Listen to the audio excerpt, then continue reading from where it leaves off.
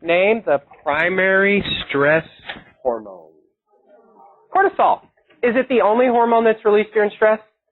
But of course not. It's just the one we consider the main stress hormone. That would be cortisol. Cortisol is released from which gland?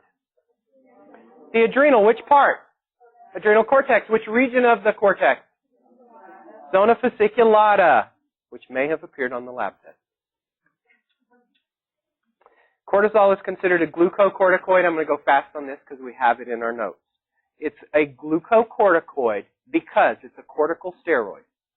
All steroids from the adrenal cortex are called corticoids. It's called gluco because it regulates blood sugar. All right? It does a whole lot more than that, but that's why they call it a glucocorticoid. Remember, regulate is kind of a base level baby understanding because regulate never tells us up or down. Regulate just tells us deals with. And we have hormones that regulate things that make them go up and make them go down. And regulate is what a generic person on the street might know, right? Insulin regulates blood sugar, but they don't necessarily know which way it takes it. In A&P, we don't really want to use the term regulate much on tests because we want specific knowledge, all right? By the way, cortisol regulates it which way? Makes blood sugar go up. Under stress, we save it for the brain. Blood sugar goes up, and I'm not sure if I gave you this yet, but I probably did. Remember gluconeogenesis. What is that? Formation of a new sugar molecule that comes from what? Fatty acids and amino acids, or you could say fats and proteins. Very good. Enough of that. We'll just look at a lady that has high levels of cortisol. She has a disease that's called Cushing syndrome. That's high cortisol. This is what she looked like before the disease, and this is what she looked like after she had the disease. Well, I don't know how long it took in this case, to be honest with you. 12 hours, actually. No, it's not instant. It comes on over a period of months or maybe even years. Could have. But this is probably months, maybe, but not, it's not that many years later, to be honest with you. Anything. Next region of the adrenal cortex is the Zona Reticularis. Very good. Since it's adrenal cortex, its hormones are called corticoids. Which kind? Gonado. Tell me what that means. Affects the gonads. Very good. Now you notice I'm kicking it up a notch. I'm going faster. It's not just because we had a snow day. It's because we've already tested in lab over this. It should be in your head better. Okay? If you need to slow me down, you can on Integrity. You can pause whenever you want. I bet some of you listen to it and you put it up to 2x. And it sounds like I'm talking like this all the time, even though I'm not talking like this. My voice won't like this, and everybody won't like that. You're like, right on, I got it. Then others of you slow it down to have. All right. The Zona Reticularis secretes chemicals called androgens. Yes, they are hormones. They masculinize. That's what we typically say. They're masculinizing hormones. So if you're a woman and your androgens go up, you probably will get a little mustache. Okay? Or maybe some nice, cute hairs on your back. Or a beard. Or huge biceps. Because that's what it does. It causes these things to happen. So let me ask you a little question. Androgens. Well, let me tell you something first. One of the main ones is called just right here. Sorry, it's at the bottom. I know it's hard for you to see in some places. Androstenedione is one of the main androgens. I want you to know it. It's the only one I want you to know by name. We have not mentioned that yet. This is new information. Androstenedione.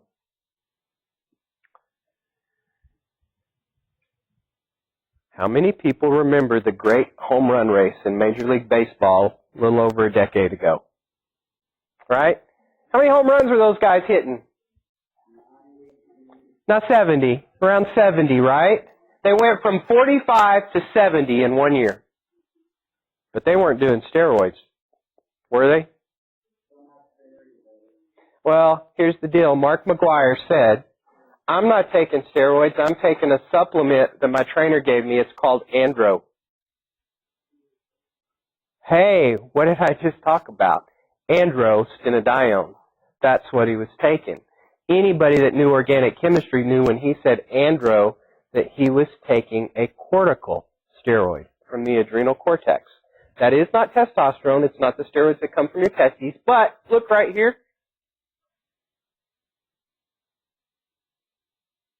Oh, it's not there. Converted to what? Testosterone. So was he on the juice? Yeah, he was. He finally admitted it. Okay. Maybe at the time he didn't know. I'm guessing he probably did know. Yeah, onset of puberty, secondary sexual characteristics like body hair and muscle mass, and sex drive.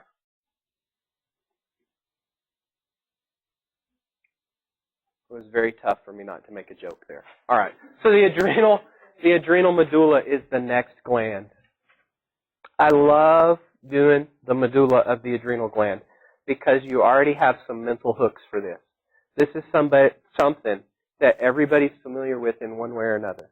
Do you know how you're familiar with it already? Even before anatomy and physiology class?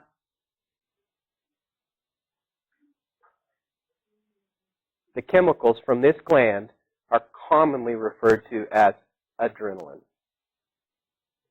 Everybody thinks something when you hear adrenaline. What do you think? Increase something. Increased heart rate, increased strength. Mom lifts the car off of her baby because of adrenaline, right? You ever heard of that happening? Mom picking up a car with one arm, you know. Maybe not the whole car, but picking it up and pulling the baby out. They've had that happen because of these hormones right here. Crazy, crazy. It's not always that heightened, but it can be. So these hormones that we're seeing, weren't they talked about in AMP1 as neurotransmitters? Do you remember that? Norepinephrine, major neurotransmitter, right? How in the world can these hormones from the adrenal medulla also be neurotransmitters? Because Josh got it. It's made up of nerve tissue. The adrenal medulla is made up of nerve tissue. However, it secretes into the blood. So even though it's making the same chemicals that other nerve tissue makes, they're now called hormones because they travel through the blood.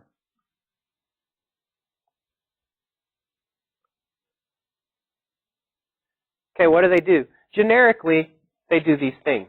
Heart beats faster, blood vessels constrict, blood sugar goes up, blood goes to important areas, but I'm going to give you more specific than just that. And this is how we're going to do it. I need everybody to write that word down. Fight or flight goes with the sympathetic nervous system. And when fight or flight kicks in and the sympathetic nervous system kicks in, it causes the adrenal medulla to dump these hormones as well. When you talked about the autonomic nervous system, you should have talked about fight or flight. And these are the things that would happen. So let me give you some of the things. They're not all on this. I just turned the page so you wouldn't stay on the same. Here's how I always do it. When I'm talking about the sympathetic nervous system in class, I usually say something like this. What would happen in your body right now if through that door came a bear?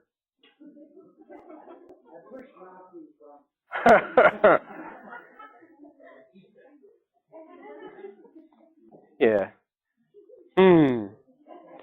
Maria, you're not participating because, dear, he just gobbled you up. Sorry.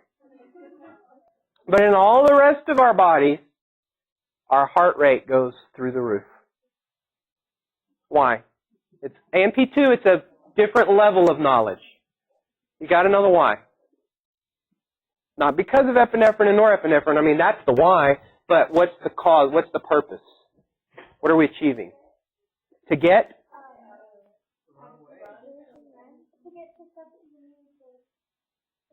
Give me, okay, say it again. Okay. if the bear is there, you have two choices. That's why they call it fight or flight. You can beat the bear down. I heard you. All right? Or you can throw your neighbor to the bear, or you can run away from the bear. Right? Now's a good time for me to tell you, that door's locked. Those windows are barred shut. Okay? So the bear's eating somebody. Our blood levels go up, or our heart beats faster to pump more stuff to the cells that need it, to your muscle and to other things. So your heart beats faster to get oxygen and sugar and sodium and potassium and calcium and all that stuff to the muscle so that you can fight or run. Either way, you got to use your muscles, right? Okay, what happens to the lungs or the breathing rate? Tell me why it goes up. What good does it do to pump blood to the tissue if there's no oxygen in it? You have to take more breaths. You have to take deeper breaths. Because your heart is pumping so fast, you need to replace the oxygen quickly. Those two, that's why we typically see cardio and respiratory go hand in hand. When somebody's heart rate's up, their breathing rate's usually up. All right. Next step. So we know what it does to respiratory and cardiovascular. By the way, it's not just that it beats faster, that you breathe faster. It beats stronger, and you breathe more deeply as well. So every time it beats, it pushes more. Every time you breathe, you pull in more. What happens to your guts? They shut down.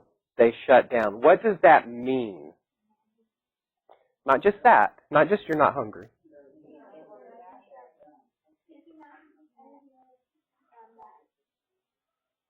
I'm going to say it more specifically. What were you saying? What were you saying?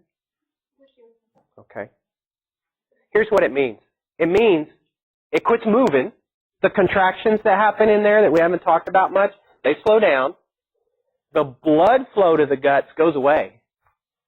So what's that called when blood flow decreases? Look right here's the word. Vasoconstriction. All through the digestive tract, vasoconstriction occurs. And your gut is not secreting its chemicals, its digestive chemicals. Why are we not secreting? Why have we taken the blood flow away? And why are the guts not moving much?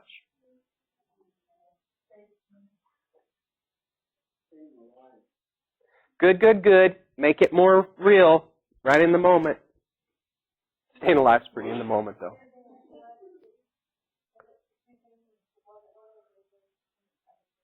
Okay, you are correct. The blood that normally goes there is going other places, but why can we choose to steal it from the gut? Why can we shut down? Why don't we need it?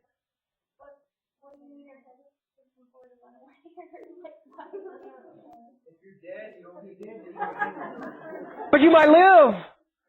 Okay, here's the point. You need energy now. You cannot go, yo bear. Big Mac has to digest. Give me about 4 hours, and then I'm going to whoop you. You don't have the opportunity to do that. You need it now. So what happens? Your liver dumps sugar out. What's that called when the big molecule's broken down by the liver and sugar's dumped into your blood? By the way, I put this slide up for a reason. It's got the words on it for you. Glycogenolysis occurs. Glycogen is broken down in the liver, converted into sugar, and pushed into the blood. It goes to your body cells. You're not waiting to digest the Big Mac for energy, for sugar. You're using what's already readily available in just a few seconds. That's cool. So your digestive tract can shut down. So you know what that means? When you're under stress, no matter what the stress, like an AMP2 lab test, and you start to dump a little cortisol, what happens to your digestive tract? It slows down. Do Americans have a very stress-free life usually? Do students that are taking a night class because they have a life, and maybe they have a family or a significant other or kids or job or all of the above and then some, and maybe they have bills to pay at the same time, or maybe they just have mom and dad on their case. I mean, you never know. Every stress is a stress to somebody, right? So we got all that stuff going on. And you know how it goes. You get off work late and you got to come to class and you got a test and you don't have time to study. Stress kicks in right there. And then you eat. Imagine every day you're eating and you're under stress. How good do you digest, how well do you digest the food when your system is shut down? Do stressed people have a lot of digestive problems? Why, yes, they do. Digestive problems are amazingly crazy in America. Why? This is one of the main reasons right here. And it's not just this, it's cortisol too. Okay? Hey, remember, cortisol, which is also under stress, causes you to store fat where? In your belly. Well, it causes you to burn other fats. That's insane. Burns fat for energy, but not belly fat. Makes you put it there. Save it for a rainy day. All right, back to epi and norepi. So we know the gut. What happens to the muscles? What happens to blood flow in the muscles? In the muscles? Vasodilation. You need more flow to your muscles, right? So that you can have more sugar and more oxygen to make more ATP to beat on the bear more. That's the whole point.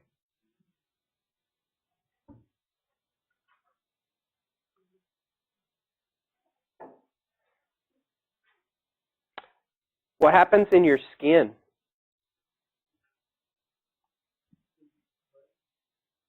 May, but this is more important. The blood flow constricts. Why? There's a great chance you're going to get cut. Theoretically, if you're under fight or flight, when a caveman was under fight or flight, it's because there was something chasing him, typically. It wasn't because he couldn't find the remote, okay? There were other reasons. So odds are he's going to be getting in a fight with something or getting away from something and running into some shrubs and bushes and trees and cutting himself. We don't want to bleed to death from all those thousands of little cuts. We take the blood out of our skin. Wow. We put it into our core. What this also means is when you're under stress, you get skin problems because the skin is clean from the blood below. And you take that blood flow away, and you start getting pimples. Golly, it's all connected. It's all connected. The last one that I'll do, I guess, we'll stop. Maybe a couple. The eyes do what? Pupils dilate to take in more light. And I don't know, what happens to the urine that's in your body at that moment? Truth be told, just like the digestive tract, your urinary tract shuts down, some people, their sphincters open. Other people, they close. Some people get scared and they don't leak a drop. Other people get scared and the whole enchilada comes out. All right? So that's the adrenal medulla. That's fight or flight. That's epi and norepi. By the way, when that happens, is your heart rate up for 20 days? No. This is short term, right? This is shorter term. Why? Because it's non-steroids. Yeah, I heard that. Yeah. Because it's a non-steroid, they're cleared from the blood quickly. If something like that happened, within 20, 30 minutes, most of our heart rates would be pretty close to normal. All right? Unless we care about Maria, then we'd be sad and our heart rates would be still up. So we can move along. That's a cool slide. You may want to check it out on your own time. Pineal gland makes melatonin. Did we happen to cover it in our class?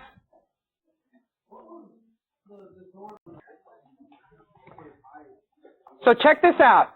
There's a syndrome called seasonal affective disorder. What do the first letters spell? SAD. Also known as the winter blues. How many people ever lived up in the Pacific Northwest somewhere? Tell me, what's an average day look like? What color? Gray. And what's the rain like up there? Is it big drops like down here? Just enough to get your glasses wet, right? Like this little misty thing. We wouldn't even probably call it rain.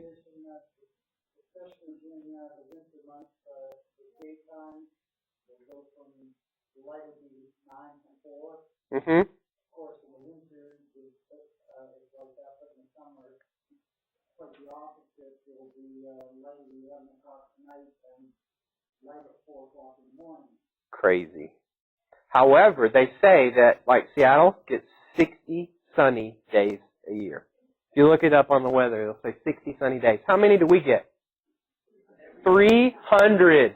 We have over 300 sunny days a year typically. How do you feel when you have 3 days of not much sun like we did last week?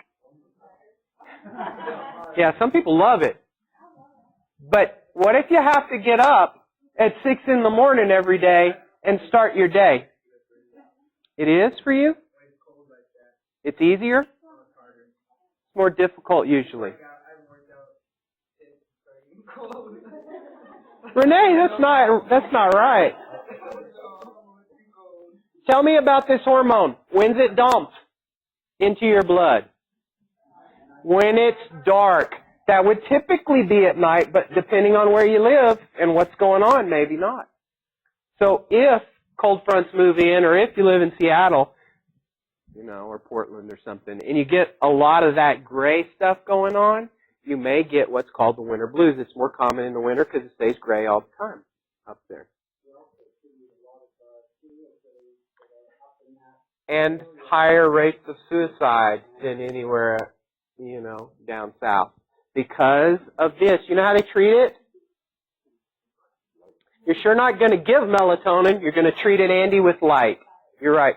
You treat it with light therapy. They have little goggles you can wear for just a few minutes. And it stimulates your pineal gland and shuts it off. How? How does that work? Here's how it works. The light shuts off the pineal gland. Every morning when the sun comes up, oh, this is so cool. I haven't said this in a while. Do you know that you have sensors for light on the thin skin behind your knee? That's great. Yeah? That's kind of crazy, right? Your eyes don't have to be open to know there's light, but notice your eyelids are thin, right? So even if you're asleep, your eyes are aware that it gets lighter. Or if you cover your head and your legs sticking out of the cover, you might know it too. And this is the deal. The optic nerve is vision. But on its way back to the occipital lobe where you see things, it has little branches that go to the pineal gland. So when it's daylight, the pineal knows it, and the pineal's taking its little nap. And then when it gets dark, it starts to pump up its melatonin production. And it causes an average person to get sleepy. Some of you guys are wired freaky and you're night owls and all kinds of crazy stuff, and I don't want to know about it. But anyway, so that's this. It's kind of crazy. What happens if you have to get up every day and you're tired? Would you be a happy, perky individual? Or might you be a little more grumpy? Yeah. So up in the Pacific Northwest, there was a type of music that got started up there. What was it called? Grunge. What was the mood of grunge? It was a little darker than gray. It perfectly fit this syndrome. Dark, depressed, angst-ridden, all that. Almost suicidal, or at least angry. Okay. And yeah, some of it was.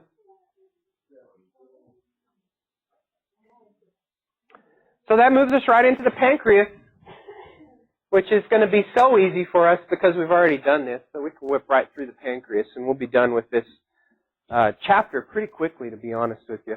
Except we have to spend an hour on diabetes. So, pancreas has both endocrine and exocrine. Both endocrine and exocrine tissue. That means it has a couple different types of glands. What does the endocrine part do? Right, makes hormones. And you were so specific, you said insulin and glucagon, which is great. What's the endocrine portion called? Islets of Langerhans. You think Langerhans was born in Texas? Doubtful. No, was not. No, it's not. Texas wasn't even around back then. Okay. So, the exocrine portion, what do you know from your lab test? That's called the pancreatic acini, and what does it make? digestive enzymes. Now we will take this one step deeper. The islets of Langerhans contain two cell types. They're called alpha cells and beta cells. Look at this slide. We do not see this on our slides because they're not stained the same. Kind of a little tough for you to see up there, but maybe not. Can you tell that some of these cells are pink and some are blue? Or is that not showing up there? It's showing up? See the pink ones here. Those cells are called alpha cells, and they make glucagon. I do need you to be aware of that. The insulin-producing cells are the bluer ones. Those are called the beta cells. So we have alpha cells and beta cells. Look, it says it right here.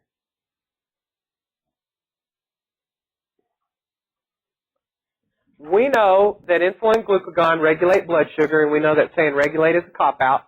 It means we don't necessarily know which way it's taking it. We have to know which way it takes it, and we have to own it. Yes. Why are we starting with insulin? Because we know something about it, and we want to start somewhere we know. We already have that mental Velcro because we've heard the word in our lives, and we associate it with what disease? Diabetes, which we'll talk about in just a little bit. If you haven't learned this yet, now's the time to start locking it in. Insulin lowers your blood sugar. But this is lecture. We have to take it further. Why is insulin released into your blood? When your blood sugar goes up, insulin is released to take the sugar out of your blood and give it to your body cells. See, insulin opens sugar channels on your cells. Which cells specifically do we mention right up there? Fat and muscle cells. Those aren't the only cells. You know, we're just kind of telling you that. Hey, do you know what fat cells do with the sugar? And they store it in what form? Fat! What a shock! Fat cells convert sugar into triglycerides, into fat, and they store it. Man, we're going to talk about how evil sugar is. You know, they're showing now that sugar is eviler than fat. That a diet that's high in sugar does all kinds of bad things. It actually constricts your blood vessels and drives up your blood pressure and just messes with everything. Which is sad because sugar really tastes good. This next bullet, I don't focus on that much.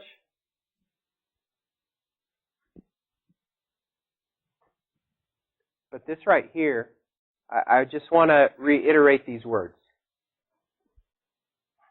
These two things, before you try to memorize them specifically, glycogenolysis and gluconeogenesis are both there. Those processes raise blood sugar. So let me ask you a question. If insulin is lowering blood sugar, does it want to kick these, thank you dear, kick these processes off, or does it want to stop them? Right? Those processes that raise blood sugar, insulin would tell those processes to not occur. That's why you see right here, inhibits both glycogenolysis and gluconeogenesis. Now remember what we're trying to do. We're trying to own insulin. If we own insulin, then that would tell us automatically that glucagon would do what with those two processes? It would turn them on, okay? So see how we do it? We own one, and then the other's the opposite. The other must raise blood sugar by doing those two things.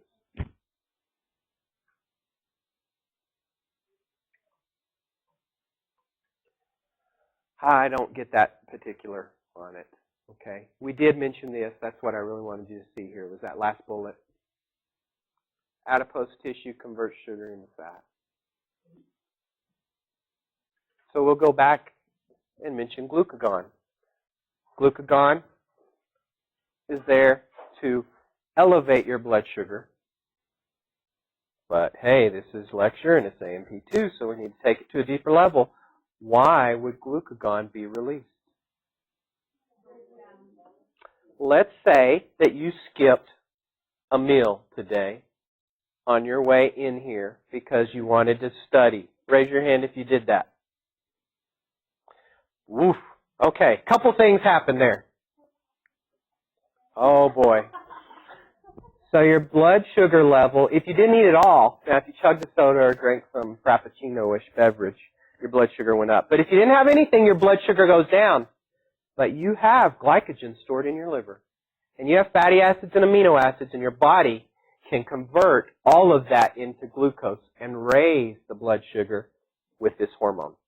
So this is released when it's been a while since you ate or when your blood sugar's low. And it's released in order to raise your blood sugar up. That's why we can get away with that and do that. Unless we're diabetic, then you need to keep levels level and not let them fluctuate, and that means eat regularly, not skip meals. It's very bad to skip meals if you're diabetic. We'll talk about why and what and everything in a little bit. Make sure you own the difference between these two. You know, I've been telling you already. I hammer you on the G words on this test. Glucose and glycogen and glucagon and gluconeogenesis and glycogenolysis. You have to own the difference between them. You have to be able to define each of them for me. Okay? What's glucose? It's sugar. It's a simple sugar. It's commonly your sugar that's in the blood too. What's glucagon? Pancreatic hormone that raises blood sugar. What's glycogen? Stored form of sugar, which is a large chain of sugars. It's technically a polysaccharide. So it's a long chain of sugars, typically stored. Long chain of sugars, typically stored. Glycogenolysis then is the breakdown of that molecule of glycogen. And it breaks it down into what? Glucose. And then gluconeogenesis is the production of sugar from non-carbohydrate sources like fatty acids and amino acids. I know maybe you didn't get all that down right there. We've done all those processes at some time, so you have them in your notes, and you can also integrity and listen to it and check them out.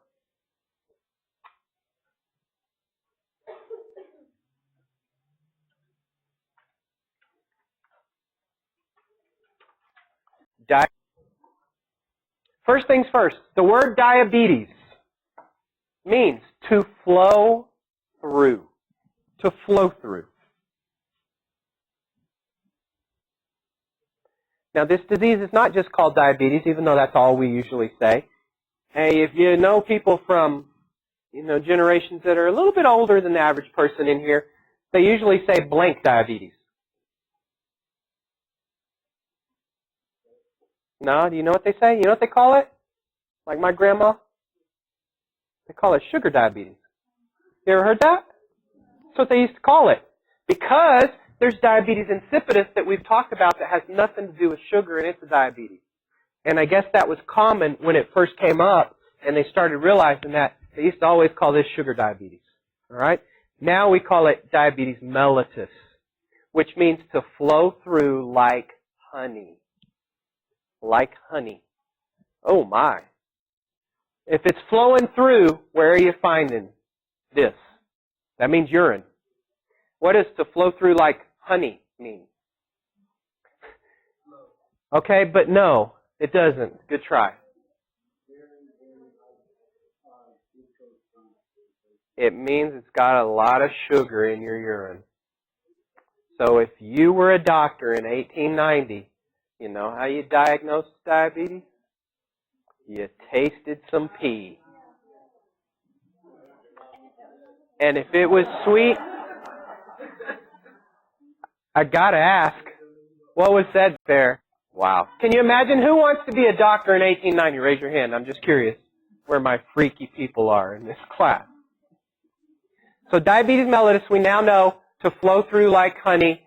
That means that glucose ends up in your urine. This is one time we can say normally there should be no sugar in your urine. Lots of times we say, oh, there's a little bit, that's okay. Sugar in the urine, not okay. It means something's wrong. It doesn't mean you have this, but it means something's wrong. If you ate a whole box of Twinkies at one sitting, your blood sugar would get too high, and some sugar would probably spill over into your urine too.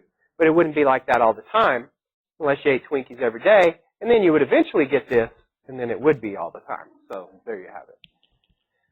Let's look at the kidney. This is a little interior view of a kidney. Here's a capillary, and this is from AMP1. This is a tube in the kidney called a kidney tubule. What kind of tissue is that? That is simple cuboidal epithelium. You may remember the tubes in the kidneys are made of simple cuboidal, but there's also capillaries that are just regular old simple squamous. What's the point here? Here's the point. What the kidney does is decides what the blood needs and doesn't need. What it doesn't need becomes urine. Okay?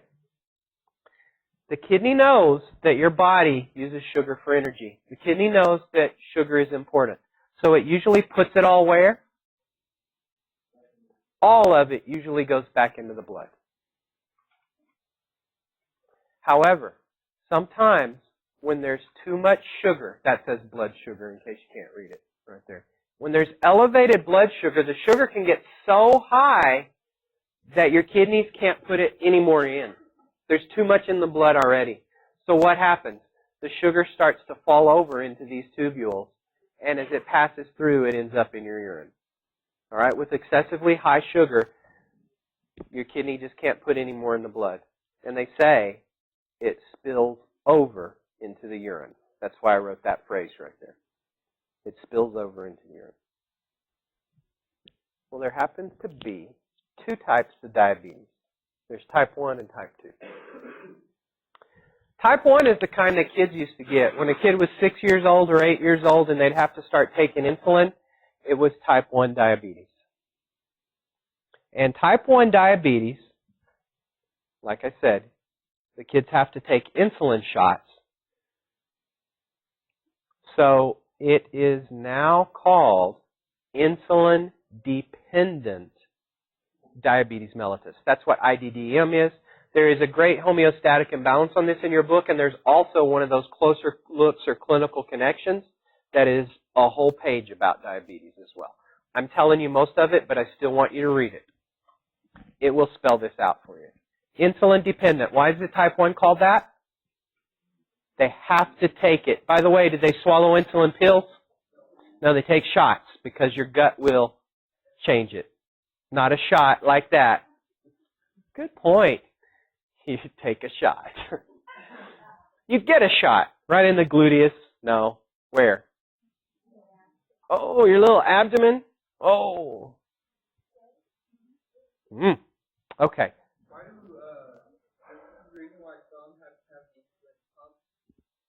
Oh, yeah. Yeah, well, okay. Let me mention this. Can you maybe ask it in a minute because it'll become more relevant in just a second. Why are they taking insulin?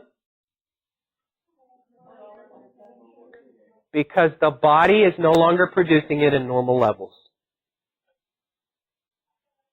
It has a decreased production. From where? Islets Langerhans. Which cells? Beta. The beta cells. See, this disease that we know about is an autoimmune condition. Okay, the jury's still out on why it happens. They're starting to figure out lots of cool things about it, though. But really, it's when your body's immune system decides that, the beta cells are bad. There's something on them that's foreign, or not me, or just wrong with them, and I need to kill them. And so it destroys them, and your body produces less insulin, less insulin, less insulin. Well, when do you need insulin, and why do you need insulin? You typically need it, not just when it's too high, but you need it after a meal because your blood sugar goes up, and the whole point is to get sugar into what? But into the cells, right? To get it into the cells to use it for energy. So therefore, no insulin, no sugar in. And really, it's not always no insulin, no sugar. It's low insulin, low sugar, low energy. What happens is the cells starve. Your whole body, your cells start to starve because they want sugar for energy. So remember, what happens? We get elevated blood sugar. with this type of diabetes. Why? Because they have low insulin. The pancreas has been destroyed, parts of it. Type 2 diabetes, usually seen with adults. Now known as non-insulin dependent, because these people don't need to take shots of insulin. This we hinted at earlier in the semester, a couple weeks ago. We said that there was something called downregulation. See, the typical type 2 diabetic is right here. I apologize, this is how they've just been teaching it for years. This doesn't mean that it's just that, it's a memory device. What are the 3 F's?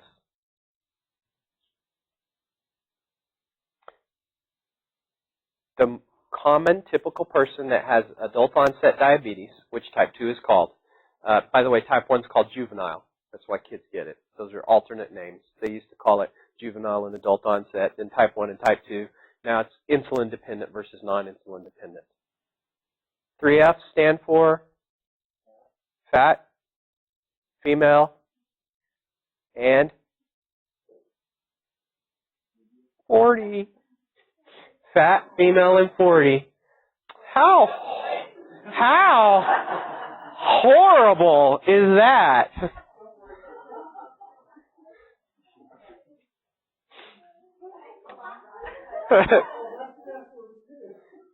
It should have said sexy, single, and 60, right? SSS, but it didn't. Okay. Oh. So here's the deal. Why overweight? Why female and why 40? Who knows? Right? Now we kind of know. Here's what happens. When you get over 40, your hormone levels start to change. Okay? Just because you're overweight, it doesn't mean it's for this reason, or it doesn't mean that it's going to lead to this. Here's the deal. This is not a blame game on anybody. The point is, we don't know our genetics. You know? Some people look at a piece of pie and gain 5 pounds. Some people eat 20 pies and don't gain an ounce. Some people can binge on sugar every day and never get diabetes because of their genetics. You don't know if you're that person. All right? Tends to be that people that are more prone to this tend to crave sugar, which is horrible. Because then they want to eat that thing which their body's not processing well, and their cells eventually go, I don't want any more, so downregulation occurs. It shuts off the receptor number. No new receptors. Receptors die off. They don't get replaced. Let me ask you a question. If you have fewer receptors, is the insulin effective? So, check this out. Once again, if you have fewer receptors, is the insulin effective? No. So whether you have low insulin or low receptors, you get the same problems. And that's what I'm getting to. Type 1 and type 2 have the same problems. They just happen for a different reason. Low insulin versus low receptors. Okay? But then we get to this whole point. Well, I'll mention this. Diet and exercise, phenomenal for both types.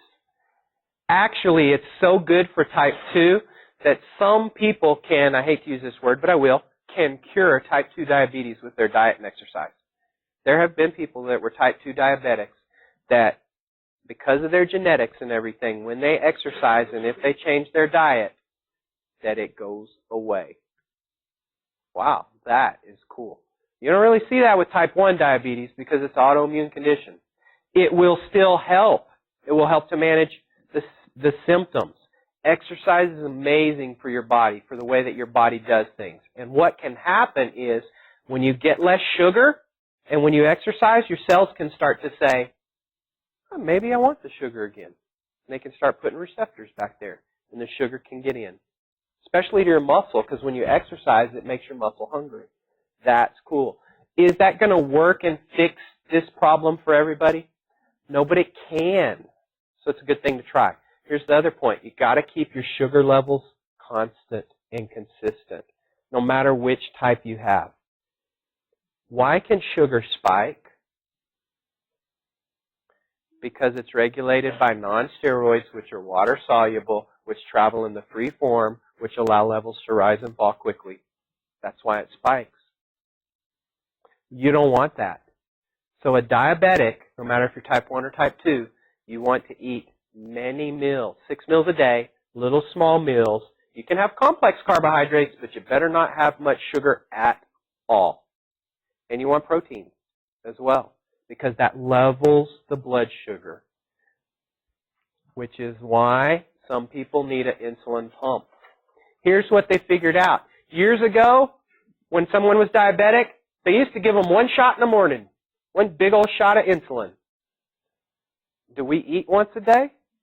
So then they figured out maybe 3 shots a day, maybe 1 before every meal to help level it. And then there's this doctor, there's this book called The Diabetes Solution. You should write that down if you know somebody that's diabetic. How many people in here do not know a diabetic? Just curious. Didn't I ask the class before? Didn't I say it's been 5 years? Doggone day class ruined it for me. 2 people in there said, oh, no, a diabetic. They just don't know that they know a diabetic, and that's what I told them. But now I can't say it's been 5 years anymore. That really bums me out. But anyway. Okay, we're regulating. The book, Diabetes Solution, this guy became a doctor because he had juvenile diabetes and got fascinated with diabetes and got his medical degree just so he could help people learn to manage diabetes. And he's all about multiple meals, more of a grazer, low sugar, and it's amazing what that does for people, you know. Atkins diet and zone diet and stuff like that is kind of good for diabetics because it keeps your sugar levels consistent. And that's what the pump is. It just gives the insulin more frequently, and so it helps to level them. We've got to look at this other slide, though. Because here is what can happen regardless of which type you have. Boy, are you ready for this? The most obvious symptoms are the 3 Ps. Polyuria, polydipsia, and polyphagia. And I'm sorry I only have a couple minutes, so I'm going to go kind of fast. All right? You can pause Tegrity later and listen to it again. And we'll say that a lot in your little life, probably. Polyuria means you go a lot. Polydipsia means you are thirsty because of that. And polyphagia means you're hungry. Why are diabetics hungry? Because their body cells are starving no matter how much sugar is there. Your cells are hungry because they need ATP.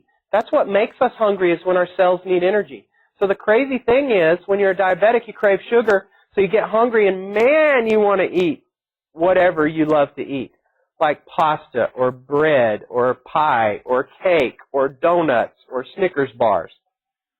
Oh my goodness, are you feeling it, anybody? There's yum, yum, yum, yum, yum, right? Oh wow, I'm 40 days Frappuccino free. Yay, me. Okay, so back to this. You're starving because your body wants energy. Why are you going to the bathroom a lot? Sugar's in the urine, sugar's a solute, so what follows it? Water. Water follows. By the way, since sugar's a solute and there's extra sugar in the blood, your blood pressure could also go up.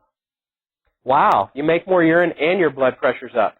That's crazy, because there's no sugar in the cells, so your cells can give up a little of the water so they can dehydrate a little. That's not real good for your cells, is it? Okay. And we know the spills over and the increased sugar in the urine. We understand that. We understand this. So here's where we can go to all this crazy stuff down here. Diabetics commonly get neuropathies. That means 2 things. At first, it can mean significant pain. They just get these pains from the nerves. Neurons are dying off, and they start to send all kinds of crazy signals, like, ow, this hurts. But then, on the other end of the spectrum, they can also lose sensation. So a diabetic walks outside, steps on a nail, doesn't even know it. Walks through the grass, gets all kinds of yucky stuff in the cut. Now they have just got an infection. Let me ask you, how do infections heal in diabetics? Really quickly? Why? Do you know why they heal so slowly? They can commonly have poor circulation. That's part of it. Here's another thing to think of. When your blood sugar is up, does the sugar just stay in the blood? Even though your cells can't get it in, it moves out of the capillaries, it goes into the tissues to try to go to the cells, but it can't get in. So your tissues become sugary. They become what are called glycosated. It gets all sticky and nasty in there. Do some bacteria love to feast on sugar? So therefore, the infection can go crazy in there. All right? Now, when you get an infection there, eventually areas can start to die. There's poor wound healing, gangrene can set in, and what has to happen? Amputations. Have you ever heard, this is horrible, that somebody wanted to save their foot or their leg, so they cut their foot off, you know? The doctors took their foot. Then they found out, oh, it's too late. It was spread up into the leg. So then they take the leg at the knee, and guess what? It was too late. It was already in the thigh. They finally take the whole leg. It was already in the torso. Now it's too late. Horrible that happens, but sometimes that happens. Nobody wants to lose a limb, but you know, if they take it slow enough, it can wind up costing somebody their life. Let me just ask you, what's more serious? Neuropathies, gangrene, or I gotta pee? Okay, which one's the least serious? That's what I mean. I gotta pee. What's the least serious? Gangrene, neuropathy, or I'm hungry. I'm hungry. Do you get my drift? Those 3 P's up there, while they're the cardinal signs, they're not the most serious. They're the nothings that help people to diagnose it, though. Okay? Commonly for a diabetic, especially a type 1, to have a massive weight loss right when they get diabetes. Do you know why? Type 2, not so much, but type 1, common. The cells are starving. They're not getting the calories. You can eat as much sugar as you want, and it doesn't go into the cell, so there's no metabolic rate for that. So let's say you ate 2,000 calories and 1,000 are sugars. They just pass through the body, and it's like you only ate a 1,000-calorie diet, so you start to lose weight. That's a lot of people get diagnosed with diabetes when all of a sudden they have this weight loss. It scares them. They go to the doctor. They think they have cancer. It's like, oh, you have diabetes.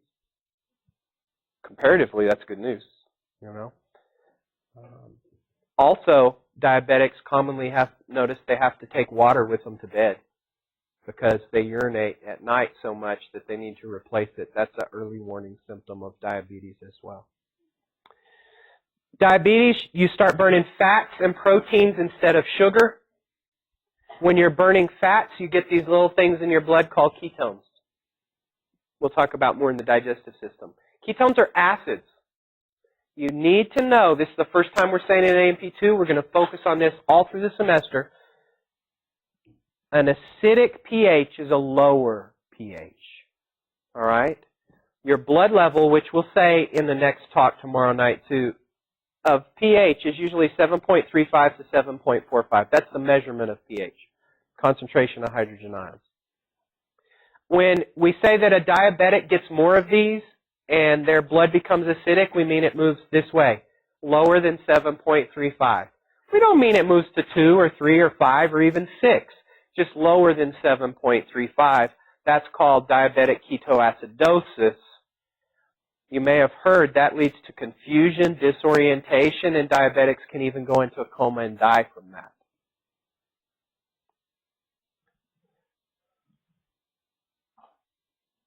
When you get increased fat in the blood, that can lead to cardiovascular problems, but check this out.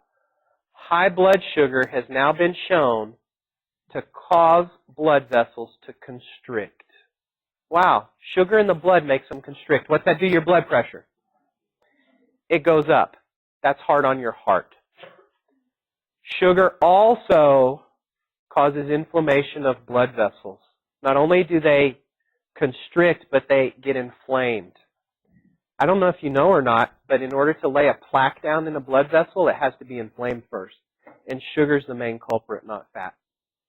We usually think of plaquing in arteries all about fat in the diet. It's not. It's mostly about sugar in the diet. We're starting to learn more, right? All those years ago, it was, oh, your fat levels are bad, your fat levels are bad. People quit eating fat. They keep eating sugar, and it doesn't change it so much. It's horrible.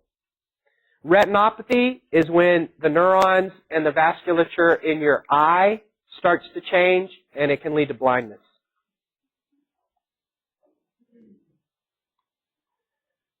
Cardiovascular problems because of the sugar over here doing this stuff and because of the increased fats that you're breaking down. And by the way, your kidneys have to process all this. It's hard on the kidneys.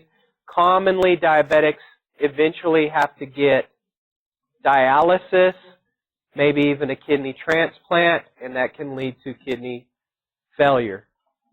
So, big difference between the big bad symptoms and the not so big bad ones. I will probably ask you some kind of essay on diabetes.